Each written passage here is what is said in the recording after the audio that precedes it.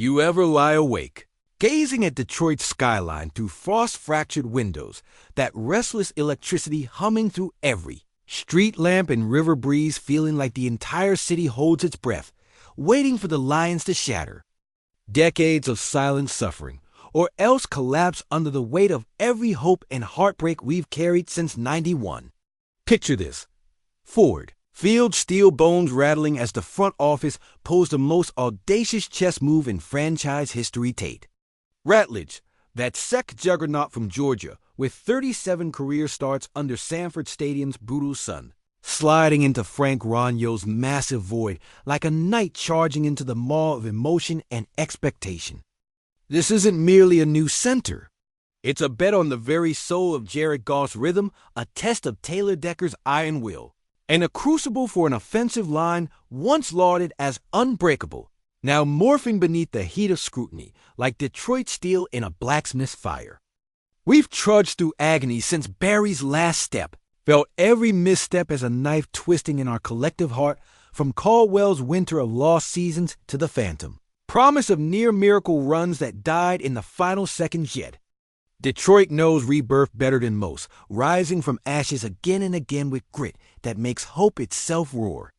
Imagine Ratledge's first snap in Week 1, the rumble of his pads hitting asphalt, the stadium shaking as the city's roar drowns out decades of doubt, and Jared Goff's eyes narrowing, Decker's roar igniting the line, blood and steel reborn in a single moment. But flip the coin. What if this rookie center, untested under playoffs' white-hot spotlight, falters under pressure? What if Goff's pocket shatters, Decker's roar dwindles, and ghosts of every past collapse seep back into the trenches? The window could slam shut before it ever fully opened, leaving us stranded on the cusp of revolution.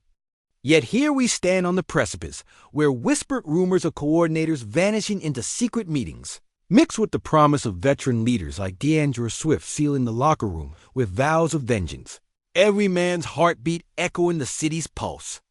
The defense, a patchwork of hope and prayer injuries, mar the lineup. Health is a luxury, and depth remains a myth shared only in boardrooms awaits its own reckoning.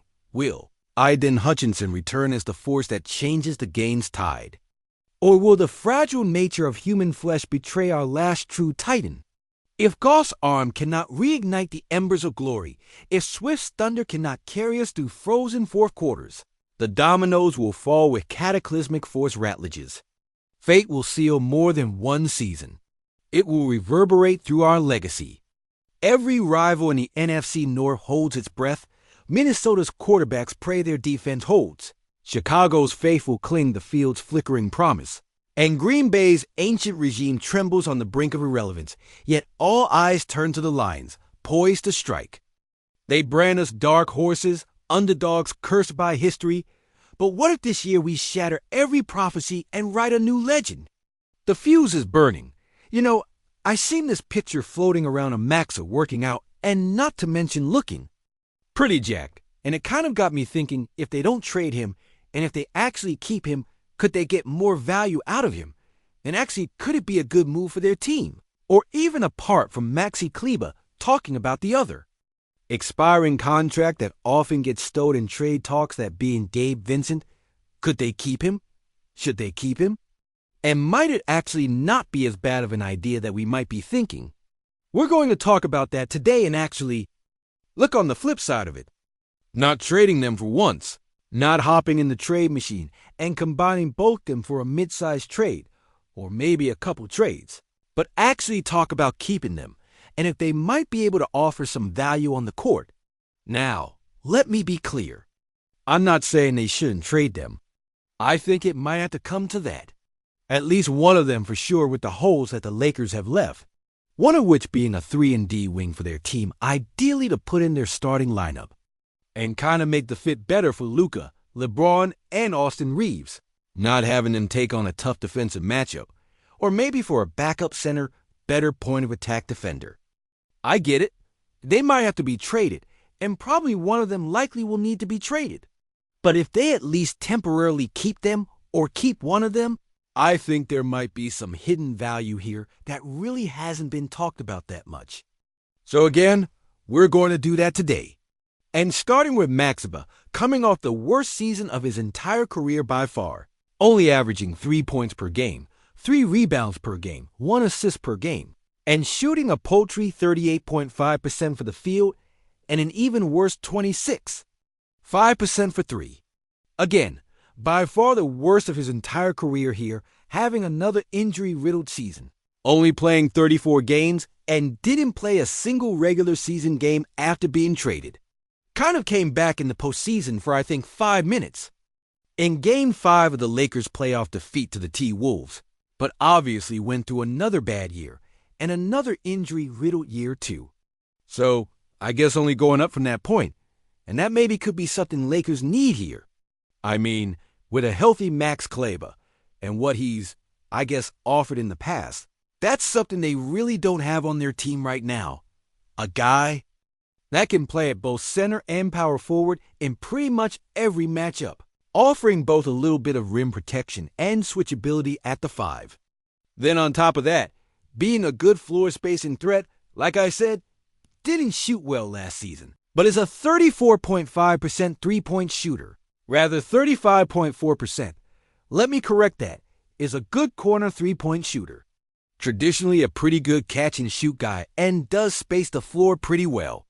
When he's at the 5, he really stretches the floor and brings that opposing big man away from the rim, often helping Luka Doncic, and that's why they played well together and have played together for so long at this point. That might be something that we're not factoring in here. I mean, if the Lakers would trade him and not replace him with that kind of player either through trade or the free agent market, then they really don't have that option in their rotation. I mean, they're not getting that with Deandre Ayton. Not getting that with Jackson Hayes. Obviously not getting that with Trey Jameson or Christian Coco if they bring him back. So he's kind of their only option for a switchable floor-facing big that can play at both the 4 and 5 depending on the matchup, which definitely is a valuable thing to have in today's NBA, whether you're talking about playing a small ball.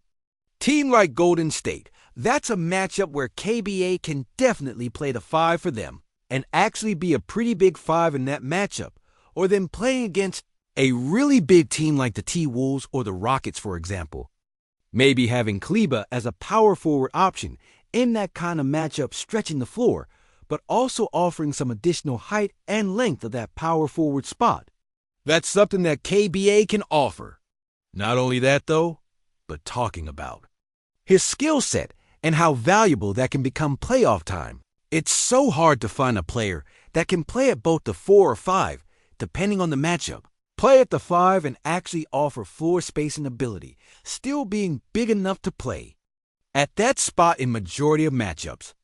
That's something that really can't be overlooked here with Maxiba. And on top of that, he's actually been a pretty good playoff performer. In 45 playoff games so far, KBA has averaged roughly 6 points per game, 4 rebounds per game.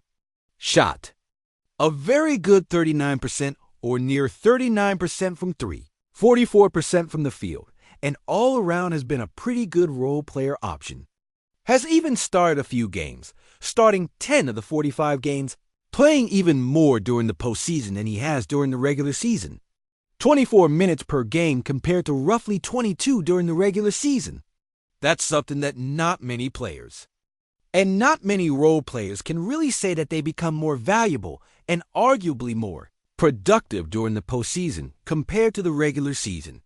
But Clea actually can make that argument. So between that, his skill set, the relationship between himself and Luka Doncic, the fact that they played together for nearly a decade now at this point nearly, that's a lot to say for Maxi Kleber, and definitely does have an argument for keeping him rather than trading him either right now or at the trade deadline, which would obviously be a tough conversation and tough conclusion to come to. I get it. Again, we talked about it. We have talked about it. They might need a salary and a trade to get a decent role player or make a bigger trade for that fact. It might come down to that. But if you want to make the argument to keep him, I think you definitely can. Everything that we talked about here, or maybe even simply the fact that they don't have a player like him, you can make that argument. And according to Dan Wilkie of The Athletic, the Lakers actually believe in him too, saying, quote-unquote, they believe in Maxiba's value as a stretch big. He's recovering well from foot surgery last January and could give them another dimension in their center rotation. So, like we talked about, they definitely do value him in some kind of way here.